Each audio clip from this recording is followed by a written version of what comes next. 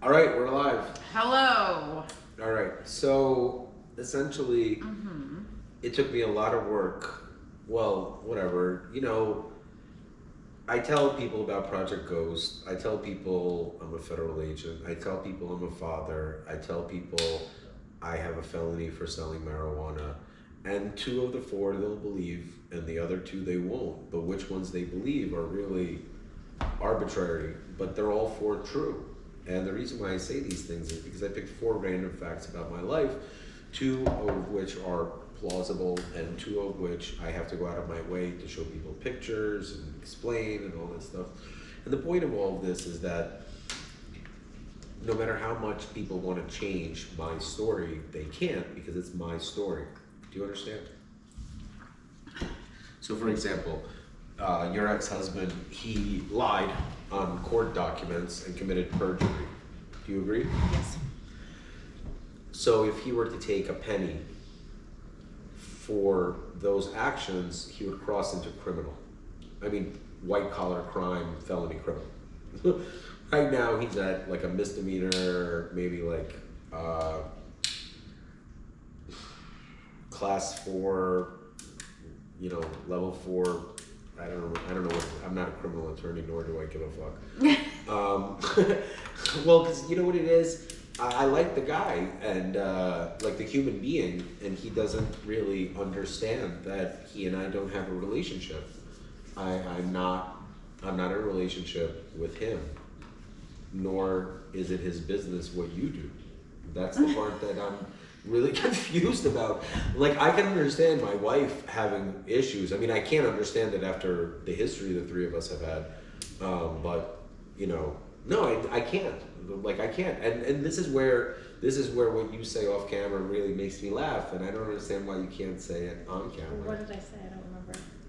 Like, are you guys crazy? That's what I mean. Well, because we're not on drugs. We do more in a day than people do in like weeks. I know, and I know, it's amazing to me. And it's remarkable. Yeah. like, are you guys crazy? Because I'm certainly not. I know you're not. And you know what's amazing about that? It's the line in the sand. And I think now I understand why it's called the line in the sand, is because it's, could just wash away or be wiped out at any time. Yeah. And I realize now, and it's the line in the sand that's drawn as to like, now you're crazy, Jamie. Now you're on drugs. And you know why you're on drugs? Because I say so, not because you're actually on drugs. I spent all day with Jamie. What drugs is she doing? When is she doing drugs? In all my spare time. In all your, well, look, I invent a lot of things. You know what I don't invent? Stories. And I definitely don't invent stories about other people. That's the part that gets really dangerous, is that even in the worst case scenario, no matter what you say about me, if you call me a liar, my lies are about my life. I talk about me. I talk about my experiences. I talk about the truth as I see it with my eyes. I don't talk about other people in a negative way unless they've done something really bad to me. I don't give a fuck about other people's lives. I don't understand what this obsession is with my life, where I don't even live a good life. Like, I got kicked out of my own house for doing nothing. I got my kids taken away from me. But like, honestly, between me and you, no one can change me as a father. So if my wife, it's not even my wife, like in Russia, no one would allow someone who is unstable. Like, look, I'm not going to talk about, what are you going to say? I was just going to say, there's no ground for any of this. Like, you and I are good parents. We have raised, we have been there, we have done good, we have been... That's why I said, like, what? Jamie and Dan, deadbeat parents, like, Jamie, you're a horrible mom, and so, I think it's, I don't even know how to say this. It's a joke. It's like, you know what it is? It's almost like you weren't the person at the spring events, like in the same state of mind and the same everything. Yeah. Like, it's just like out of nowhere, there's just like this arbitrary mob. It's a hive mind, guys. Look, I'm going to explain to you something. You live in a controlled environment known as Livingston, New Jersey, where I, Daniel M. Reese, run around and play social experiments. And I say this with all the love in my heart, but I don't know how dumb you have to be to look at an Instagram account that has 96,000 and then look at a YouTube account that has 450 and be like, oh yeah, that makes sense. Like, how dumb are you? How fucking stupid can you possibly be when everyone else that has multi-channel, like, release, like any person that has more than one platform, it's proportionate. Yeah. Like, you have to be retarded to believe that the numbers are real. Then I keep saying, like, oh, the numbers are not real. It's way more than anything you could actually imagine. I just have no interest in being a celebrity or any fame or notoriety. I think that I really like being Dan Reese's. I don't want to be anyone else. Well, I think it's so interesting what you said earlier, that there's such a difference between YouTube and Instagram. It's a huge difference. How, like, nobody goes to Instagram to learn anything. No. There's, you can learn a ton on YouTube. I use, like, for example, how much more it matters to people, even if it doesn't affect them, like, or apply to them. It doesn't just matter. It's the standard that they set for themselves. It is, what will other people think when they see this? And what do other people think when they're looking at this? It's a very complex set of intertwined emotions. Like, for example, one thing that I tell people that they don't believe about me is that I've never had any social media accounts. And people say, oh no, what are you talking about? What about your YouTube, your Instagram? And I say, first and foremost, Jamie manages absolutely everything of that. Is that true? Yeah. Yeah. Okay. You don't do anything. I do not touch it. I want to vomit when I look at it. That's number one. Number two, I've literally, except for the 2 hours that I spent in like 2006 or 5 or something like that, when I saw that my mother was hooked on Facebook, I have never in my life went on Instagram, Facebook, or anything other than like YouTube videos to learn about things. And I like the mud huts being built by those dudes. I used to, when I had to learn about the Singularity and the algorithm and things like that. And what my penchant was survival gear before COVID. I mean, like, look, one of the things that I find disturbing is that people don't understand that my entire mindset is completely different than theirs. Yeah.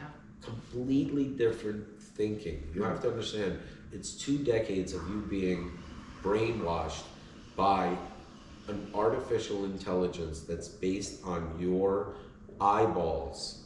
I'm going to say it again. It is not based on clicks. It is based on your retina.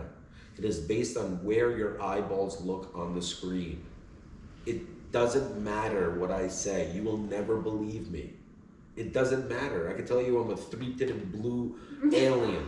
You'll be like, you know what? That's you are. Yeah, that one's true. You are. Yeah, that is true. That one's true. Come to think of it. It's I like this setup. I think you look better. I'm not too comfortable in. First off, throw this in the garbage. This is. I don't want to wear this anymore. Number two. Like I said, or like you said, at what point there's a lot of people that think that there's something mentally wrong with me because. But I think there's a big misunderstanding about you or someone being happy and not being happy with the circumstance and being Which happy circumstance? Meaning, like, how is you're my life anyone not, else's business? That's the part that's phenomenal what you put to on me. YouTube. Well, first and foremost, I don't ask for $1 for what I do, nor do I use this platform to further any of my business ventures. I know that. I actually think people that are interested. It's in your very life, hard for me to do business. Watch. It's hard for me to do business because people automatically assume that I'm interested in being litigious or have an issue. Like, for example. Well, instead of people just assuming that I'm happy and doing what I want to do, they just assume I'm crazy. Yeah, well, why wouldn't you be crazy if you lost 120 pounds, are happy, and are about to make a shitload of money? You of course, she's crazy. And for the people, and the funniest part about this is that Jamie's a couple of years older than me, so like for people out there that are like, you know, have dirty minds, whatever, good for you, Jamie. Robbing the cradle over here. Look, I gotta be honest with everyone, and I say this with all the love of my heart.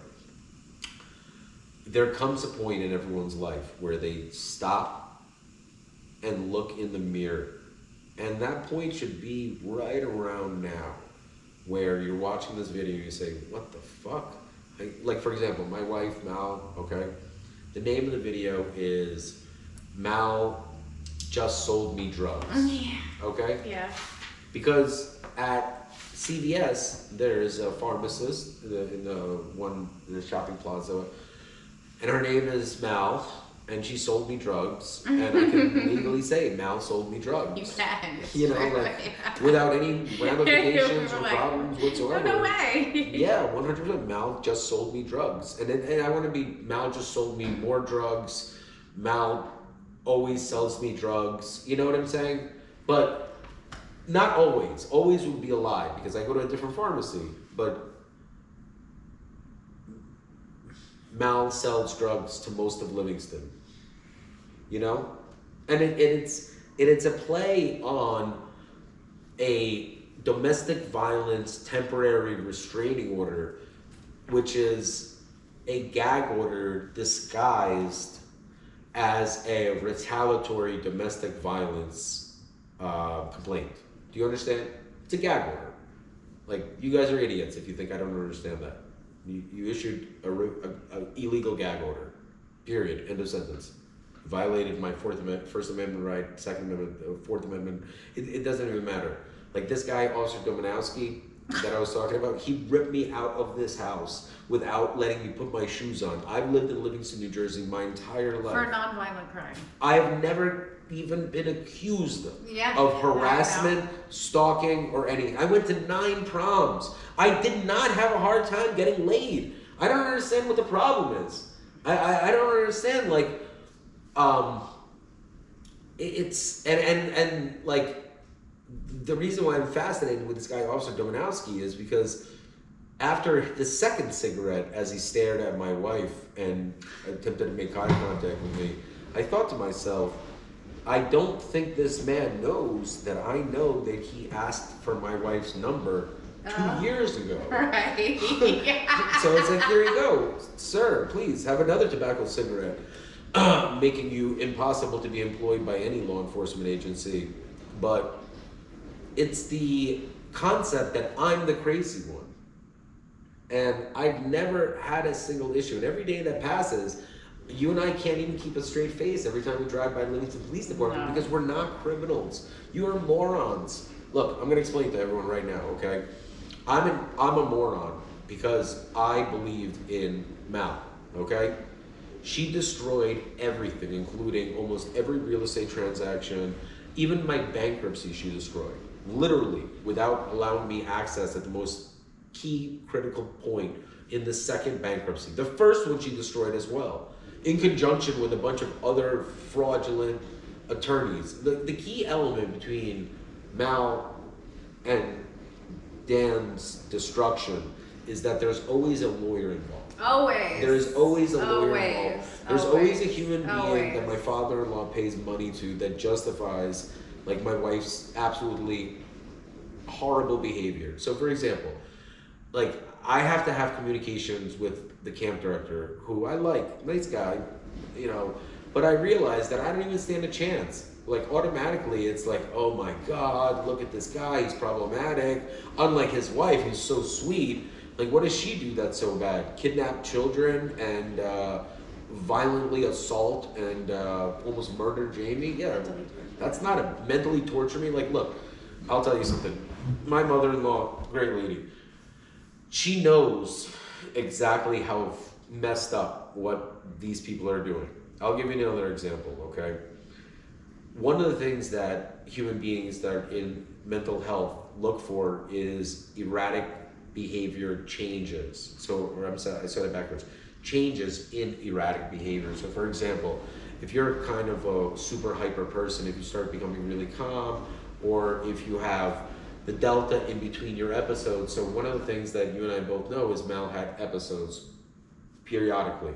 And what I started noticing, my red flags in the last 2 years, was that she used to be like 4 or 5 days in between episodes. Then it became 3 days, then it became 2, and then it became in the middle of the day. And, you know, one of the things that's really disturbing is that, so I have a sister-in-law, I did. I honestly, I think it's the question mark. I think that if anyone is watching this, they'll be like, look, this woman is torturing this guy. And it's true, she is. She's torturing me, my boys. It's like a house of horrors that she just has hidden.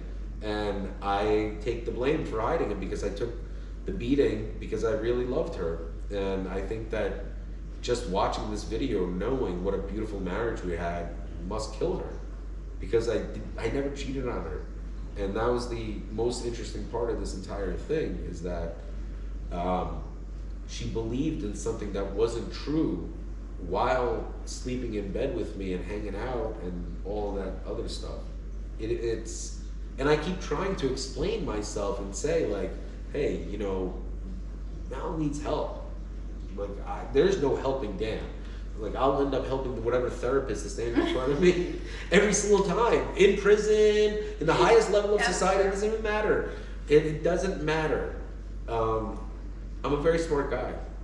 And there's a reason why Mal and I have been together for so long. But at the same time, there needs to come a point where even her support system, for example, I'll tell you, my sister-in-law, like right now, I have conjunctivitis. One time, I was on the Garden State Parkway and I got something in my eye when I was driving, and I felt like something, whatever, and my left eye just like blew up, and it was like pussing and like almost both of them, and I was in, like, my in-laws were so mean to me, not like my mother-in-law, but my father-in-law and like my brother-in-law and sister-in-law were so mean to me that I was at some Jewish holiday, and I had conjunctivitis. What I thought it was some sort of like chemical poisoning, actually. And Livingston Eye Care helped me out, by the way. That guy has a bad rap, and people have negative things to say about him, and I think he's a good guy. You know? I don't know who he is. He's just a dude. Yeah. Yeah, and he was good to me. And he helped me out, so I shout out to Livingston Eye Care. I think you're a good small business owner, and you don't try to be something you're not. And the reason why I say this is because I just went to the mall and picked myself up a new pair of On the Truth, son, new pair of shades. And check this out. This is so. And the thing is, like, so we're at the mall. And the gentleman that's helping me out, he is a homosexual. I mean, why are you laughing? Because of the timing with the sneeze. Well, I wanted to let you sneeze. And so the gentleman was a homosexual. And the thing about homosexuality is, and I say this with all due respect, because today I'm a heterosexual, who knows what tomorrow will be, and, you know, I definitely am not confused about it, but at the same time, I also understand that sexuality's core essence is the secretive nature of it. So for example, ever since the YouTube videos have gone live, I've kind of, I don't know, I guess kind of like died a little bit of me inside. I don't know if that makes sense. And the reason why I say this, so this gentleman, he was homosexual, well, he is a homosexual, and he was one of the dudes that like you could really tell is gay. I don't know how to say this. He had nails on, yeah. He had like all the accessories, long hair, but like not like rock band long hair, like half a woman long hair. It's hard to explain. You just have to pay attention. So, you know, we're living in a time where even my kids know that we're transitioning, and so these lenses are transitional lenses. So he's like, what kind of glasses do you want? I was like, I don't know, you know, the kind that like are clear. He goes, well, we have transitioning glasses. I was like, oh, isn't that ironic? And the guy ended up having an amazing sense of humor. And and I say this because there's a lot of people that cannot laugh about themselves when it comes to their sexuality, even though they make it blatantly open and for everyone to judge and look at. So, for example, heterosexual dudes can't talk about homosexuality if they're like bros. Like, you know, you ever meet like... What do you mean? Like two dudes won't talk about... Yeah. Guys won't acknowledge that like there's a big underground homo scene amongst like country clubs. Well, I don't think straight women talk about it either. Well, I'm not a woman. Well, I think from my experience. Well, I if this is, you're doing a good job if you're looking to debate. No, I'm not. No, you are. I'm not. Listen, you very rarely make clear, concise points like this. You know, oftentimes you deflect and, you know, bounce off of my ideas, which is cool, but this is original thought. And the entire essence of this video is to make everyone understand that by sitting here and having an intellectual conversation, rather than people understanding that, hey, I've never made a single YouTube video in my life that displays any part of honesty. And I am sitting here judging this man for doing something that I envy. Yeah. Let's be real here, ladies and gentlemen. What I do is a skill, a talent, and an art. And we all know it. And the more you hate me, the more I am right. Because, in reality, I am nothing more than a pretty good guy. I try to do the best I can to help everyone, and even the stories that you read about on Google all started out with everyone working for me and me doing a favor and helping someone out. Most of the time, I choose to help people that are in need, and they reward that by stabbing me in the back. So I was extremely surprised when my wife started doing some erratic and relatively insane things over the last couple of years, all in an effort to really discredit me as a human being. And I couldn't understand until the last week that she is sadomasochistic in a way that is hard to actually comprehend, meaning that she would rather hurt the people that love her than be honest with herself. What that means is that, for example, Mallory's little shtick that she pulled this summer really probably cost her father and mother their, like, you know, savings, honestly. She's going to burn through them in legal fees, and the damage that she has done to just one of my 6 entities, and I include my bankruptcy as an entity because she destroyed it, cost her entire equity in the house. And I would have gladly just had an amicable divorce where I would have left her the house, we split, or we would have sold it. I want the boys to stay in it. I want them to stay in Livingston. I've said it 1,000 times, but like she, for some reason, she had to like do scorched earth, like just destroy absolutely everything on her way out the door / come back in. Look, a lot of people don't understand that Mallory ran out the house with $2 million worth of stuff that she's been stashing for the last 5 years, and cut the cameras and killed the power, and the dog almost died. And she didn't care about any of that until I filed it. This is true. Yeah, until I filed a temporary restraining order because I couldn't handle the violence and the insanity and the cycle. So, and all of this was predicated on me turning off her phone because she weaponized the phone after years of asking me to put the phone away so I wouldn't document her abusing me. This is actually what happened. And the judge believed all of this. And even when I showed her the evidence, she just continued to believe it. And to me, I was like, you know, look, it's a win-win scenario, because in one case, I get to have a clear understanding of like how Mal would act if we were separated, when we're separated. And like, honestly, it's sad to say, but she's that woman. She's the woman that's willing to hurt her children to prove a point, because she's so... By the pair of sneakers. Yeah, it's just, you know, it's a remarkable thing, because to me, I look at 78,000 images, I would say about 6,500 are bad. There's another 4,000 to 6,000 screenshots of text messages, and I don't submit text messages as evidence of abuse, because it's almost impossible to prove that the person on the other end of the line was the one that sent the message, unless you do something called geolocation and root the metadata, then overlap everything, and the forensic cost of that is cost for the amount the Mal and I texted in fighting just in like 1 month.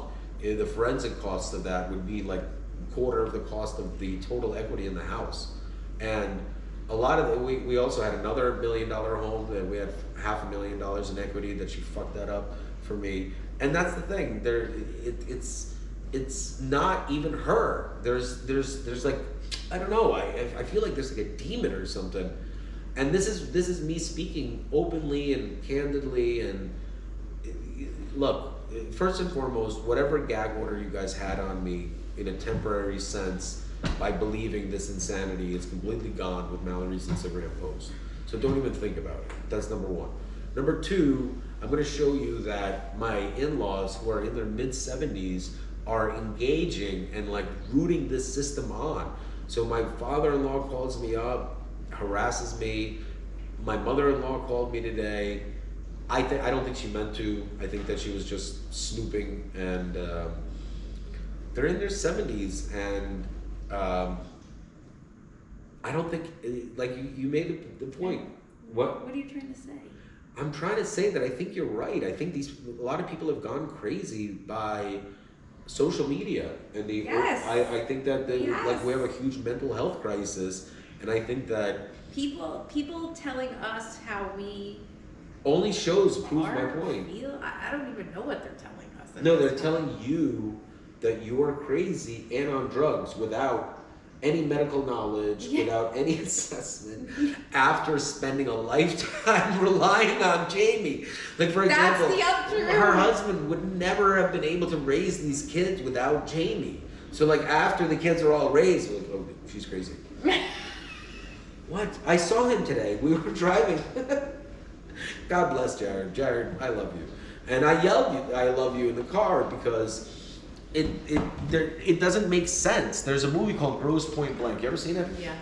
You know, one of my favorite parts is where Bobby Beamer is like, I'm gonna kick your ass. He goes, whoa. And Martin Blank, he's a professional assassin. He's really good at martial arts. And Benny the Jet Rodriguez plays the other assassin, but whatever.